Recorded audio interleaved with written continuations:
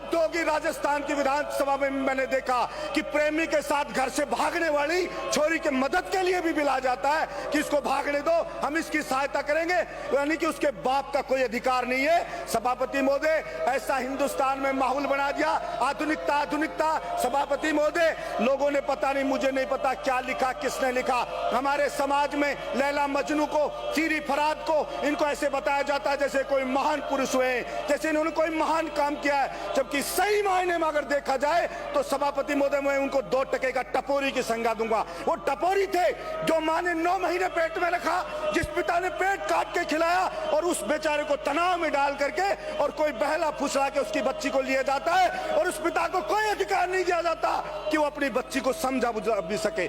सभापति महोदय, auto rickshaw में किराया निर्धारित करने का कानून बनता है, मिनी बस में किराया निर्धारित करने का कानून बनता है, लेकिन स्कूल जो एज कॉलेज ये वेलफेयर के लिए होते हैं, कोई व्यापार नहीं होता है। लेकिन आज तक मुझे समझ नहीं आया कि किसी भी सरकार ने, किसी भी पार्टी की सरकार रही हो, किसी ने भी कभी इस बात के लिए कानून बनाने का नहीं सोचा कि इन पे लगाम कैसे लगाई जाए। सभापति महोदय, एक नाई के मैं सेविंग कराने जाता हूं, सभापति महोदय 2 लाख का प्लॉट खरीदा नाई ने, 2 लाख का प्लॉट खरीदने पे इनकम टैक्स का नोटिस आ जाता है कि 2 लाख रुपए कहां से लाए थे, और सीए उसको कहता है 30,000 रुपए चाहे तब आपका पिंड छूटेगा। ये इनकम टैक्स का हाल है। लेकिन मैंने कभी नहीं सुना कि वेलफेयर के लिए काम करने वाली जो ये कॉलेज स्कूल के मालिक के घर पे कभी इनकम टैक्स गई हो।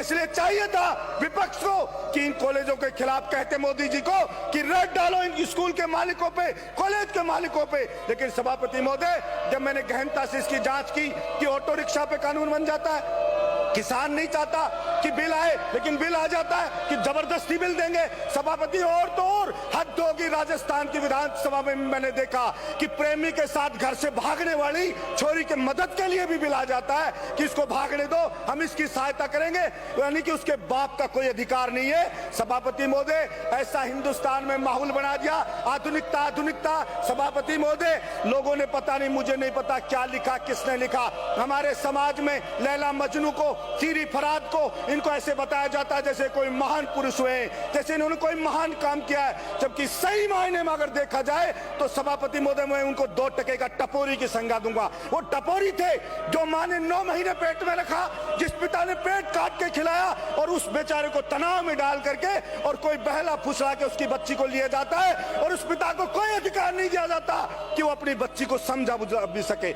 इसलिए ऐसे बिल आ जाएंगे, सारी किसान नहीं चाह रहा वो बिल आ जाएंगे, तरह तरह के बिल आ जाएंगे, लेकिन ये बिल कहीं पे किसी भी हिंदुस्तान की किसी भी सरकार में ये नहीं आया कि साहब जो गरीब का बेटा है, किसान का बेटा है, मजदूर का बेटा है, वो महंगी शिक्षा नहीं ले सकता, इसलिए उसको सस्ती शिक्षा कैसे दिलाई जाए, उसमें जोर नहीं देगा। क्योंकि कारण इतना है, सारे सफेद पोस्ट नेता हैं या आईएएस हैं जो सीनियर, उन्हीं की कॉलेज चलती हैं, उन्हीं के स्कूल चलते हैं और सभी के सभी सारे के सारे एक ही थैली के चट्टे बट्टे सब भाई हैं। किसकी भी सरकार आए उन पे ना बना है ना आगे कभी बनेगा। इसलिए मैं मेरे विपक्ष के साथियों से भी कहना चाहता हूं कि कभी आपका जमीन जगे तो इसके ऊपर भी आवाज उठाना।